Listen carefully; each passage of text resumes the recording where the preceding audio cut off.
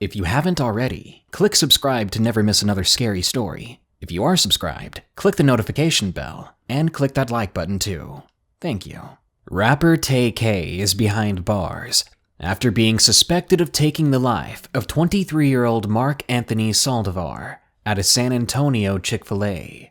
It just goes to show you how much you could be risking for a delicious chicken sandwich. They better not forget the pickles. You're watching Darkness Prevails, the best place to share your creepy story with the world, because this world is a strange one. Before we begin, check out my amazing sponsor. Support them and me by downloading Alliance with the links below. Check it out. This video is sponsored by Alliance. Alliance is the must-have mobile game for RPG fans like myself. Alliance offers you absolute freedom of choice with over 400 unique heroes to choose from, and 10,000 total combinations for your own gaming experience. This game gives you fun and addictive game modes like real-time player versus player, intense giant boss battles, and of course massive guild and nation battles. Personally, I like the giant boss fights, but I can still put up a decent fight against the PvP players, so you could run into me out there, so be on your toes. If you want an amazing game that you would no doubt enjoy, go check out Alliance using the links in the description. Using my links, you'll even get 50,000 gold and 50 gems instantly. What are you waiting for? Download Alliance for free today. Now then, Chick-fil-A is one of my favorite fast food places, even if it doesn't serve freshly cooked chicken most of the time. But these allegedly true stories are about to show you the real horrors that often go down at this popular chicken restaurant. Enjoy.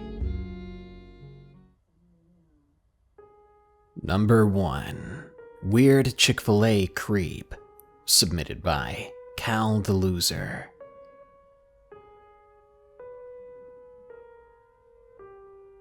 One day when I was 10 years old, I must have been in 5th grade. It was after school one day, we decided to go to Chick-fil-A for a quick and easy dinner. The Chick-fil-A was maybe a 15-minute drive from school, so it wasn't too far out of the way. It was around 5 p.m. in December, so the night sky was already setting in. It was a cool shade of blackish blue, and the temperature was really low. We pulled into the parking lot, and a black sedan followed us in.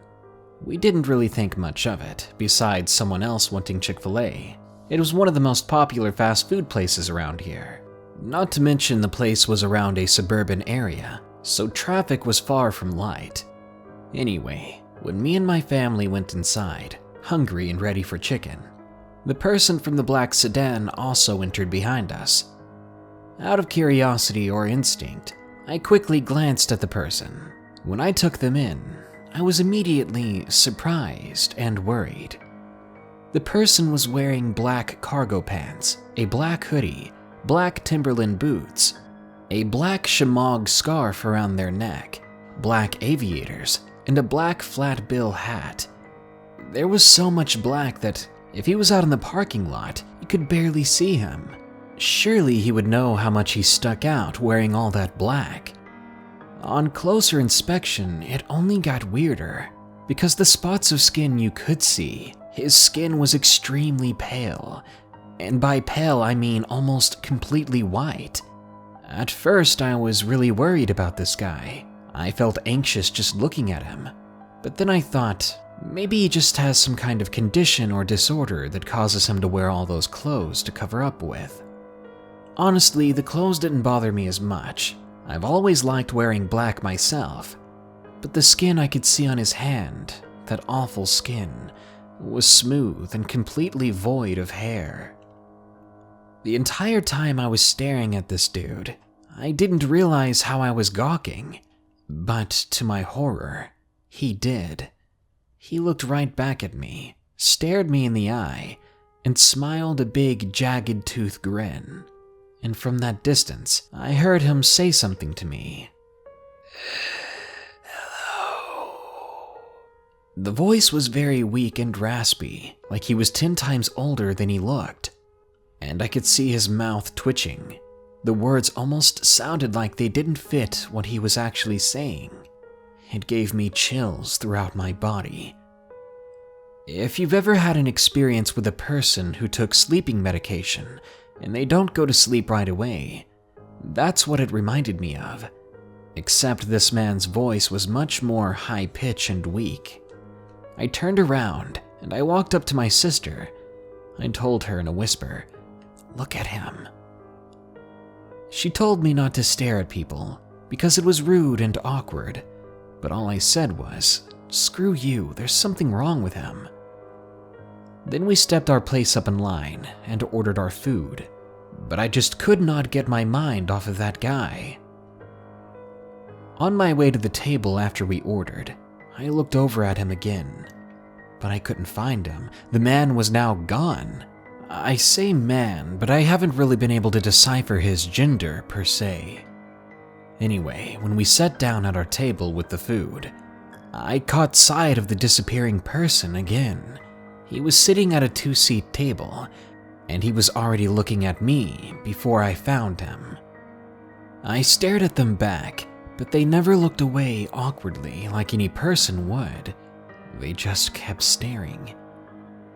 At that point, the whole situation was screaming Lifetime movie stalker. I was waiting for something bizarre to happen, and then it did. They stood up from their seat and walked over to my table. Every step he took towards me, my heart palpitated. When he was close by, my dad looked up at him from his spot and said, Hi, can we help you?" They ignored him and they looked at me, then said in that wheezy voice from before, "I like your son's shirt, sir. Hey, boy." He, she, or it turned to me then and said, "Stay safe.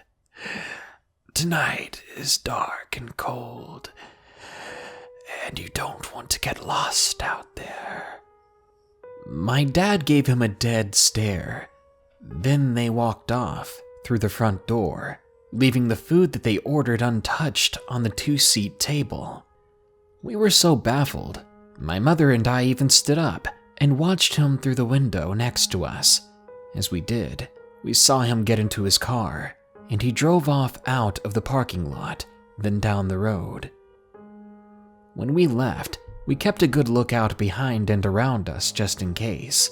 It was obvious that each and every one of us in the family were shaken by this event. I was kind of relieved that I wasn't the only one. We got home safe, and for the next few days, I had nightmares of his skin moving and crawling. I never told my family about what my personal experience with him was, and I plan not to. Needless to say, that was a night I will never forget. Number 2. Crazy Man at Chick-Fil-A. Submitted by Eva.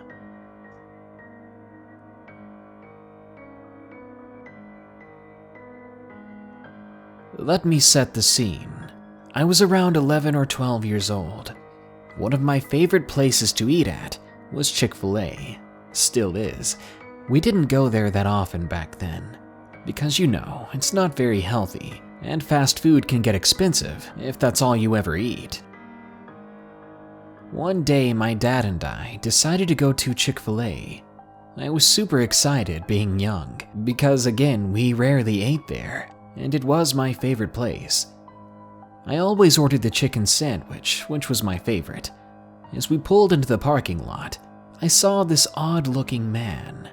He had greased-up, slick black hair, and he looked to be Latino. He was very short, much shorter than my dad. The thing was, I immediately got bad vibes from the guy. When I was that age, I knew about predators and deviants, and this guy was giving up all the red flags. I looked into that stuff a bit, because when I was younger, I wanted to be in the SVU when I grew up. Like the people from Law and Order. Plus, the way he looked at me didn't help. Because when I got out of the car, the man was instantly staring me down. Let's call the guy Mr. Creep. Mr. Creep had this hideous mustache. The best way I can describe it is a creeper stash. like something out of an adult film from the 70s, and somehow it was just as greasy as his greased-up hair. He never took his eyes off me, even when I told my dad in a loud enough voice for him to hear that man was creeping me out. Just as I said that, he started to smile, showing his teeth. His teeth were basically rotten. They were green and there were holes in some of them. I remember being startled by seeing them, because I'd never seen teeth like that before. I felt like I was going to throw up right then and there. Then my dad said, "Oh, just look away, don't make any eye contact." So that's what I did, but I could still feel his evil glare on me when we walked inside the building. My dad stood in line as I told him what I wanted to eat. Then he told me to go find a table that was pretty clean, so I went on my way looking for a good spot.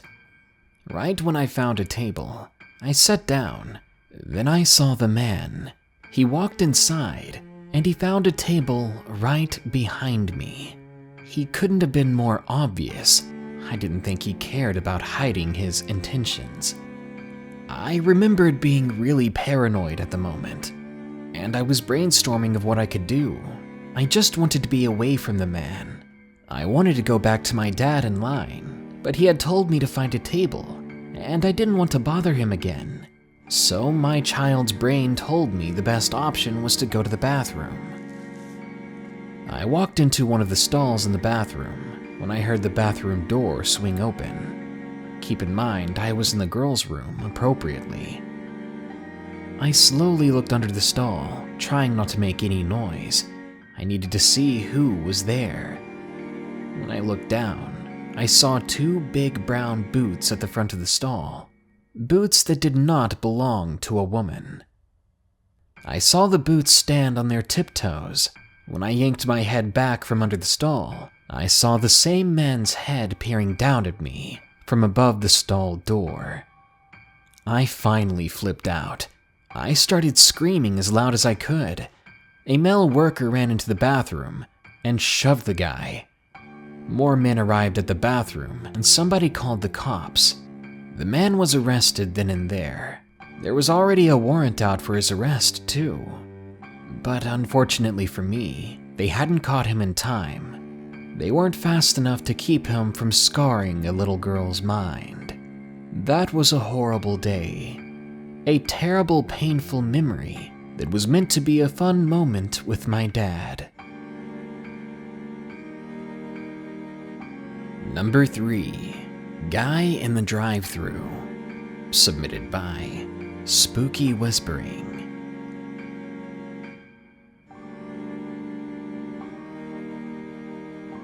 3 out of 4 of my sister-in-laws have all worked for Chick-Fil-A. Recently, I had the idea to ask them if anything creepy had ever happened on the job. Before they answered, I gave them a few examples, and they all agreed. They had creepy people all the time. It was basically part of the job. But then one of them lit up and said, "What about that guy from the drive-thru that one time?" The other 2 looked a little shifty when she said it, but then the oldest agreed and nodded. Then the story began. At their stores here, they had 2 people that stand outside walking along the line taking orders and payments, because the lines can get insanely long. It really helps move the cars quicker than just having one person taking the orders at the sign in the drive-thru, then taking the payments one at a time at the drive-thru window. Anyway, they were walking back along the line of cars. Most of the people had their windows down and they were ready, but as they approached this one car, the window was still up. The vehicle's windows were very tinted. It was dark too, so she couldn't see inside the vehicle. She leaned in as close as possible to either get the attention of the driver or to see what was going on. She felt awkward doing this. I mean, it's always awkward putting your face up to a stranger's driver window. When she looked inside, she could make out the driver's silhouette. The driver was slumped over the steering wheel. She waited for a moment, hoping that the driver would notice her. After a minute or two, the cars ahead in the line were beginning to move forward, but the person in this vehicle didn't move at all. So, nervously, she decided to lightly knock on the window. Still, the driver didn't budge at all. Back then, she was just a high school kid, so she used her headset to tell the manager inside what was going on. She had never been in this situation before, and had absolutely no idea how to handle this. She was beginning to expect the worst. The manager came outside after a moment. Then he knocked on the driver's window a little harder than she was brave enough to do. When the driver still showed no response, they called 911. The cops soon arrived. They banged loudly on the window like they did before, and still, with no response, there was only one thing left to do. Even if the driver was unconscious, the cops yelled to cover his eyes. Then they shattered the glass of the car. It was around that time that the EMTs arrived. My sister-in-law was still standing in the drive-thru. She was out of the way of the officers and the EMTs, but she was close enough to see everything that was going on. When the glass shattered on that window, she was hit by the strong and overwhelming smell of alcohol. As soon as the door was open, the man, as if he was covered in grease, slid right out of the vehicle and onto the ground. I could see, and I think the cops could see, that the man wasn't breathing. The EMTs tried to resuscitate him, but he was beyond saving. That was my sister-in-law's story about how she found a dead man in the drive-thru of Chick-Fil-A. If you think your fast food job doesn't pay enough, well, just remember this story. Number 4. Fast food isn't fun food. Submitted by Angel P.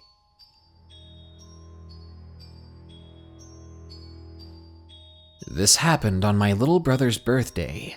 My mother was going through a rough patch of a divorce, so we had to rely on fast food for a while. We were actually going after my little brother's birthday party. We were heading to a Chick-fil-A for some dinner. The first major creepy thing that happened was this man who came up behind my mom and I. We thought at first that he would just get in line, so we just kept looking forward. Then the strange man began to speak to us out of nowhere. Nothing really creepy at first though, just casual conversation saying hello. The thing that came next though was rather shocking. Before I continue, I need to mention the age I was at the time. Back then, I was 9 years old, and my little brother had just turned 6. The man had already begun to draw closer to us, and he was beginning to get, well, touchy. He had his hand on my mom's shoulder as he was speaking. He acted like he knew my mom and me, as if we had been longtime friends, but neither of us had ever seen this man before in our lives. It wasn't only us either. People were beginning to notice the strange situation. My aunt, who was in the play area with my brother at the time, was staring at him, watching the situation unfold in suspense. Then the man began to compliment me on how pretty I was, and he went into a little too much detail. My mom and I knew something was up. No grown man in his right mind talks about how attractive a 9-year-old girl is. 9-year-old girls are cute. They aren't attractive. Ugh, I get chills thinking about it. Anyway, we got our food shortly after. We stopped by the play area to get my aunt and my brother's attention, to alert them that the food was ready. Then we went to go sit in the restaurant somewhere, away from the creepy guy. Everything was peaceful for a while. We ate and enjoyed our company together, when suddenly we began to hear commotion coming from outside. There was a shuffle, followed by some yelling. Naturally, being human, we looked out of the window to see what was going on. We saw the creepy man from before. He was being detained. They already had him in handcuffs and pushed against a police car. Quickly, we went outside to catch what was going on. Apparently, the guy was on parole for kidnapping and had a parole violation by interacting with his victim. The police were brought to attention about this because someone in the restaurant saw him pulling a little girl to his vehicle, and the girl was younger than me. I don't know if this man was just being kind, or if he had planned more with my mom and I, or just me now that I think about it. Of course, I don't hate Chick-fil-A now. I could eat those nuggets all day. If anything, now I'm more aware of my surroundings and the people that inhabit it. Still, nothing pulls a little girl out of innocence like an old man hitting on her.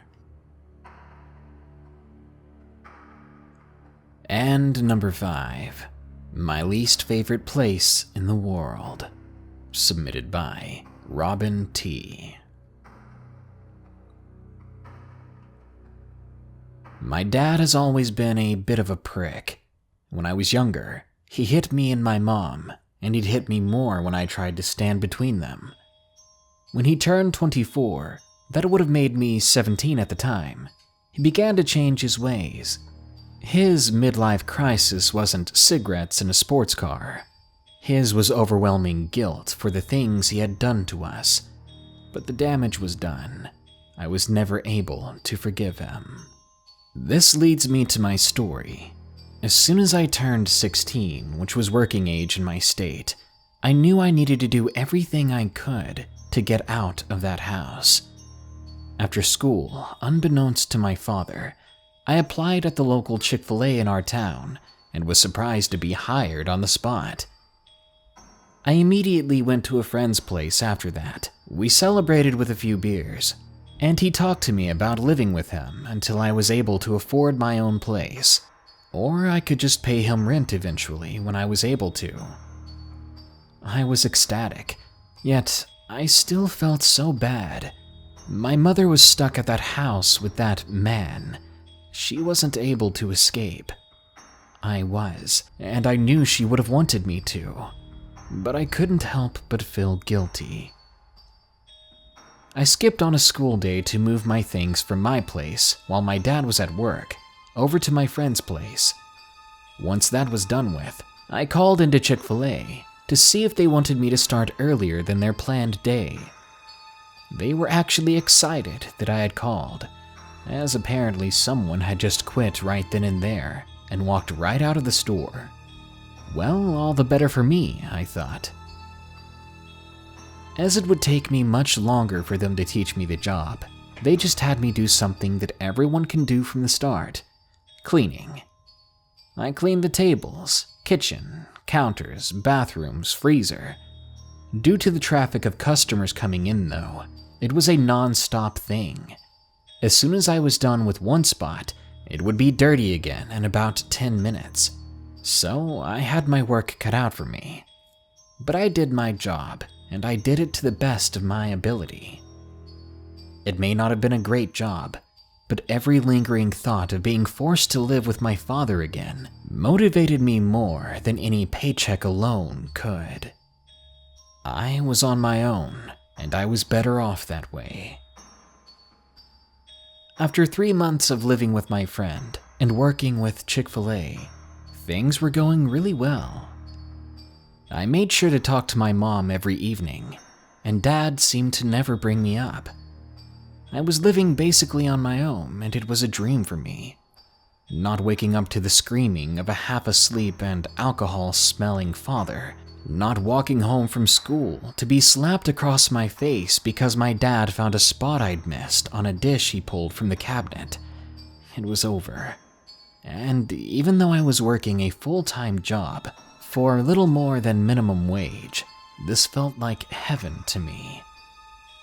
Little did I know that true horror was just around the corner. Believe it or not, Chick-fil-A had its slow days. It was a time when everyone in the restaurant could finally slow down and take a breather. It was on one of these days that it began. "Hello, welcome to Chick-Fil-A." I heard Nina, my shorter and younger manager, call from the front counter as I swept the lobby. I looked toward the front door. Walking inside was a man straight from an old Pioneer film. The guy was wearing a raccoon skin hat with a whatever skin fur coat. The coat itself was thick and went down nearly to his knees. It was a hot day, and this guy looked like he'd be so hot in those clothes that he'd be melting at any moment. After glancing at me with a wicked expression on his face, he walked up to the counter, then ordered 3 large waters. Must have some family in the car, I thought. On a day like this, 3 large waters sounded nice for any family. The man got his waters, then, unbelievably, he sat down in the back corner, facing away from the counter. Then he drank the water. I kid you not, in about 40 seconds flat, he left his cups on the table empty, then walked into the bathroom. I couldn't help but think what kind of brain freeze this guy would have had after that. He stayed in the bathroom for about an hour before coming out. His eyes were bloodshot, and it looked like he had been crying. He left twice as quickly as he had walked in. "That was strange," I said under my breath. After about half an hour, I worked my way back to the bathrooms. First, I cleaned the women's room. I replaced the trash bag, cleaned the toilet, scrubbed the sink, then I made my way to the men's room.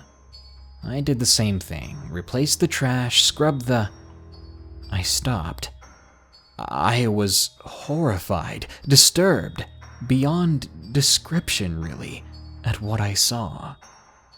In the toilet was a near square shape. It was a pale peach color and was floating at the top of the toilet water. The toilet water below it had red liquid making slow-moving streaks in the depth of the toilet bowl. No, I thought, it couldn't be. Blood.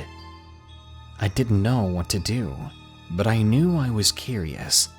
Mock me all you want, but I felt I had to do it. I borrowed some tweezers from one of the girls, not telling them what I was going to do with it, and I pulled the square thing from the toilet. The underside of it was red and fleshy in appearance. When I realized what this could be, I knelt down and threw up into the trash can. It was human skin. As I threw my guts up in the trash can, I found something else. Another rough shape and red liquid splattered on the floor next to the toilet. This piece was a rough crucifix shape. More skin. The police were called. A report was filed. A psychotic man had come into our building, drank our water, and cut parts of himself off in our bathroom. Recently, I was hired on at a local restaurant as a waiter, and I'm making far more in tips than I ever did by the hour at Chick-Fil-A. I'm happier now than I have ever been. I'm glad I can say it. But I will never forget the day when I found the skin in the bathroom, and how completely perturbed it had me.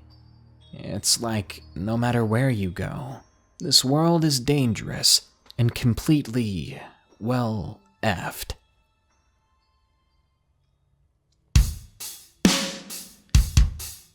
Don't think for even a second that this changes my opinion of Chick-Fil-A.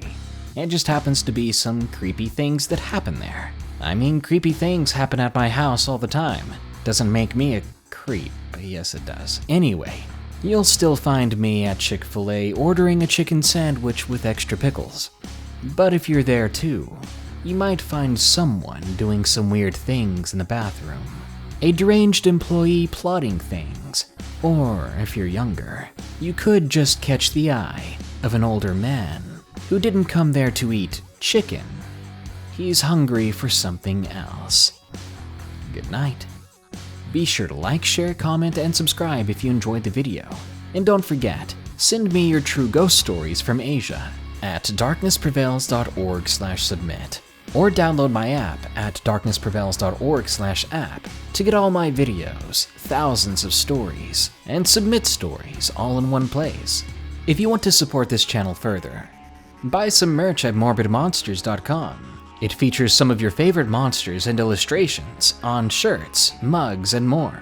Or donate just $1 a month at patreon.com/darknessprevails and get a credit in one of these videos.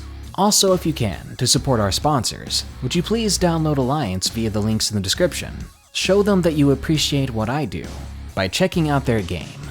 Anyway, as always, here are my 5 favorite early comments from the previous video. 10 real skinwalker sightings. JS leaves a purple heart.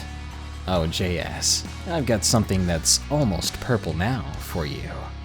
A Jar of Pickles says, wouldn't be here if the notification bell wasn't on, my dude. Everyone be like a jar of pickles, delicious and loyal. Fire Shard 2 says, do the boneless dance. You can't do the boneless dance if you've always got a bone, if you know what I'm saying. G Dragon's Glitter says, keep the Skinwalker stories coming, Darkness. My boyfriend and I love your channel. I don't know about you, but I'm ready for more Wendigo stories too. And Joshua Duarte says, road to 1 million, keep up the great work. If I messed up your name, I'm sorry. Anyway, I don't think I'll get to 1 million, at least not anywhere soon. But maybe 8 years down the road, if you guys don't get tired of me, we'll get there. Well, that brings us to the end of the video. You should be seeing the credits for my patrons right now, the people that went above and beyond to support this channel. I hope you enjoyed the video. Stay safe out there, and stay creepy.